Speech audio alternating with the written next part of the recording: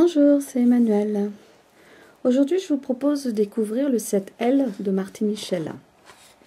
Donc, dans le set L, vous retrouvez, il y a 6 pièces différentes vous permettant de réaliser 8 formes.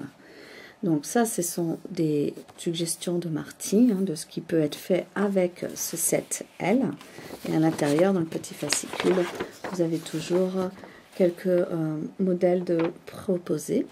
Et on retrouve tout le temps, comme je vous en avais parlé déjà, c'est que vous pouvez donc photocopier ces éléments et les découper. Et ensuite, ça vous permet de réaliser vous-même des modèles, puisque ça, ce sera donc la taille finie une fois que vous avez fait vos coutures. Alors que vous voyez, le gabarit est plus grand. Donc, il ne faut pas se baser sur les dimensions du gabarit, mais plutôt sur les dimensions du morceau coupé ici, qui sera vraiment la taille réelle de votre tissu après les coutures. Et ce qui fait que en assemblant tous ces morceaux ensemble, comme j'en avais parlé précédemment, vous pouvez donc créer des modèles.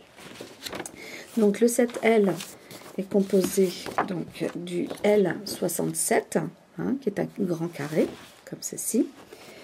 Dedans, vous avez aussi le L70, qui est un carré un peu plus petit. Il est composé du L68 et L68A. Donc le L68 permet de faire les triangles, le L68A de faire ses diagonales. Il y a un petit triangle, le L71, le L72 et en dernier, il y a le L69 qui permet 2 tailles de rectangle, 69 comme ça ou 69A, et vont vous couper jusqu'ici, jusqu'au trait.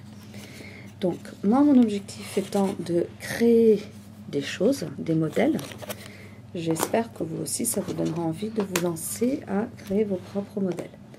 Donc, vous partez soit, comme je vous avais montré précédemment, soit de ces éléments-là, c'est-à-dire, vous les avez photocopiés et vous les avez découpés, et ensuite, vous jouez avec sur votre table pour essayer de créer, composer vous-même des modèles. Ou alors, vous partez des modèles et en utilisant vos gabarits. Alors, moi, j'ai créé un modèle, que voici, d'accord, inspiré donc de mes dessins de point de croix. Et je l'ai divisé de façon à avoir soit des carrés, soit des rectangles, mais de façon à pouvoir ensuite l'assembler au final. Donc à partir de mon dessin, j'ai fait sur un petit cahier quadrillé comme ceci le dispatching de mes éléments et j'ai décidé d'utiliser donc le set L pour le réaliser. Donc dans mon set L, je vais uniquement utiliser la forme carré, rectangle et petit carré, et je ne vais donc pas utiliser les modèles de triangle. Ça, je les utiliserai peut-être dans un autre modèle. Donc, j'ai dessiné mon modèle et j'ai fait en sorte de le diviser pour que mes coutures soient à l'horizontale. D'accord? C'est-à-dire que je vais diviser mes bandes pour qu'ensuite j'assemble mes bandes les unes avec les autres de façon horizontale. Donc, j'ai réalisé un dessin et sur mon dessin, je lui ai attribué mes gabarits. Donc là, le grand carré de l'angle, ce sera mon L67, mon petit carré, le L70, ma grande bande L69 et la petite bande L69A. Et donc voilà, tout mon dessin utilise donc ces 4 éléments. Donc, une fois que j'ai déterminé comment j'allais composer mon élément, je choisis donc un tissu. J'ai choisi d'utiliser les Fat Quarter du modèle Atelier de Three Sisters chez Moda. Et à partir de là, donc j'ai commencé à découper mes morceaux pour réaliser mon modèle. Alors, si je vous donne en exemple donc le carré ici, d'accord, j'ai déterminé que en partie claire, ça me fait donc 4 rectangles et j'ai 5 carrés clairs pour le réaliser. D'accord? Et ensuite, en foncé, avec un tissu foncé, j'ai 1, 2 carrés. Là, j'ai 2 rectangles de grande largeur et 2 rectangles de petite largeur. Et à partir de ce moment-là, je peux couper tous mes éléments donc ensemble. C'est-à-dire que vous allez déterminer quel tissu vous voulez utiliser pour faire la partie foncée. Et ensuite, vous déterminez quel tissu vous voulez utiliser pour la partie claire. Et ce qui fait que, à partir du moment où vous savez où vont être situés vos éléments, vous pouvez entasser vos tissus les uns sur les autres et ensuite, avec le gabarit, venir les couper tous d'un seul coup. C'est-à-dire qu'on ne va pas réaliser chaque morceau, le couper un par un. On va dire, là par exemple, il va m'en falloir 16. Donc je sais qu'il va me falloir tous ces éléments 16 fois. Donc je peux commencer à faire mes découpes à l'avance. Et donc c'est ce que j'ai fait pour tout ça. Vous voyez, j'ai commencé à faire mes découpes. Et ensuite, pour m'assurer que j'ai ce qu'il faut là où il faut, je fais mes petits tas en regroupant mes tissus. Donc je sais que ce petit tas-là va composer un de mes modèles. Et ainsi de suite. Alors, qu'est-ce que ça va donner au final? Donc là, j'ai préparé, vous voyez, le rouge.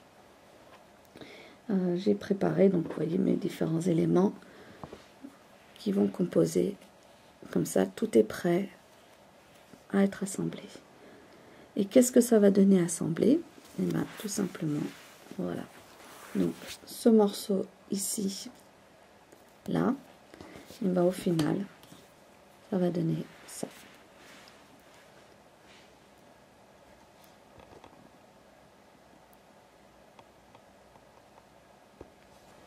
Bonjour, c'est Emmanuel. Donc me voici avec la création de mon plaid à carrés et à carreaux. Quand on se lance dans la création d'un plaid, on a un objectif. Ici, moi j'avais sélectionné du tissu de la collection des Three Sisters de Moda. Et quand je regarde mes tissus ensemble, je trouve que ils vont vraiment bien, ils sont bien assortis, puisque c'est un peu l'objectif de la créatrice, c'est de vous proposer des tissus qui vont bien se marier ensemble. Mais voilà, une fois qu'on s'est lancé dans un projet et qu'on le concrétise, on va peut-être pas forcément aimer quelque chose. Et moi, c'est le cas de cette partie. C'est-à-dire que dans le tissu, il y a donc du rouge, du beige et du violet. Donc j'ai commencé à faire mon assemblage et tout allait bien. Et je pensais faire donc un coin avec le marron clair et le beige. Mais voilà ce qui se passe. C'est que je trouve, une fois mon rectangle assemblé, je trouve qu'on ne distingue pas bien le croisillon comme on peut le faire ici sur les autres morceaux. Et ben écoutez, ça c'est les aléas de la création, c'est-à-dire qu'on se lance dans quelque chose et en final ça nous plaît pas trop. Donc l'idée c'est qu'il faut trouver autre chose. Donc dans la collection des tissus, comme je n'avais pas que ces tissus là de violet, mais j'avais aussi il me restait des fat quarters avec ce violet là, donc à petites fleurs, et ce violet à grosses fleurs. Et comme il me restait aussi du beige, j'ai donc décidé de remplacer cette partie marron par du violet. Donc voilà ce que ça donne. Donc ce qui fait que en fait ce marron ici et ce morceau là, je vais les remplacer par du violet comme ces deux là. Et là-bas où il me manque encore deux morceaux, donc il m'en manque un ici et un là, je vais là aussi assembler du violet. Donc ce qui fait qu'en fin de compte mon plaid sera plutôt sur une variation rouge, beige, violet et non pas rouge, beige, marron clair comme je pensais au départ. Parce que comme vous voyez, autant ici on voit bien, on distingue bien mes dessins dans entre les deux tissus. Autant là, je trouve qu'on ne voit pas très bien mon dessin. Voilà, c'est ça l'art de la création. C'est qu'on essaye des choses